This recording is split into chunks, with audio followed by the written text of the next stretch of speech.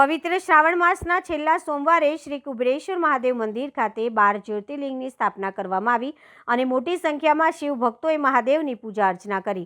ભગવાન ભોળેનાથનો અતિ પ્રિય મહિનો એટલે કે શ્રાવણ મહિનો પૂર્ણ થવા જઈ રહ્યો છે। આજે શ્રાવણ મહિનાનો છેલ્લો સોમવાર છે, જેના કારણે આજે વહેલી સવારથી જ શિવાલયોમાં શિવ ભક્તોની ભારે ભીડ જોવા મળી રહી છે। દરેક શિવ મંદિરોમાં હર હર મહાદેવના નાદ સાથે મંદિરો ગુંજી ઉઠી રહ્યા છે।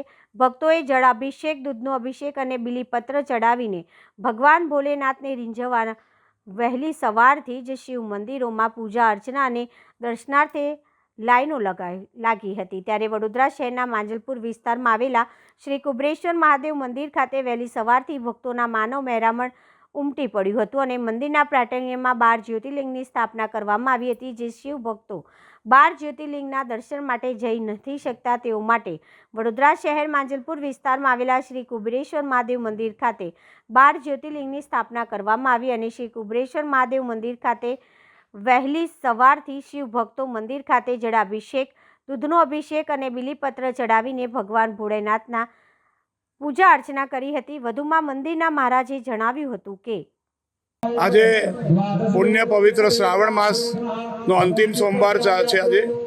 આજે ભગવાન મહાદેવનું પૂજનનો ખાસ વિશેષ મહિમા છે।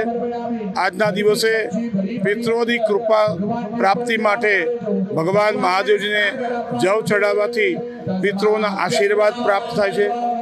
આજે અમારા શાંતિધામ સંકુલ ખાતે અમારા આના સ્થાપક કુબેરેશ્વર મહાદેવના સ્થાપક શ્રીમદ સ્વર્ગીય રાજેશભાઈ પટેલને આ શાંતિધામ મંદિર ખાતે એમની ઈચ્છાથી એમણે ભગવાન કુબેરેશ્વર મહાદેવની સ્થાપના કરી, મા જગદંબાની સ્થાપના કરી, ભગવાન શનિદેવની સ્થાપના કરી, નવદુર્ગા માની સ્થાપના કરી, મા ગાયત્રી માતાની સ્થાપના કરી।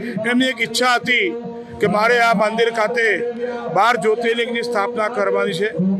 આજે એમની ઈચ્છા એમના ધર્મપત્ની શ્રીમતી સ્મિતાબેન પટેલ, એમના સુપુત્ર શ્રી ફેનિલભાઈ પટેલ અને અમારા તમામ ભક્તજનો, એમના પરિવારજનો આજે આ લાભ લેવા પધારી રહ્યા છે।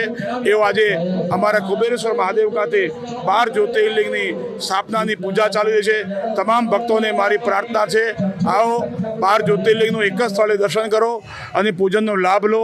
આ 12 જ્યોતિર્લિંગ સાથે અમે અહીંયા કુબેરેશ્વર મહાદેવમાં નવદુર્ગા માતાની મૂર્તિ પણ સ્થાપના કરી છે, તેનો પણ લાભ લો।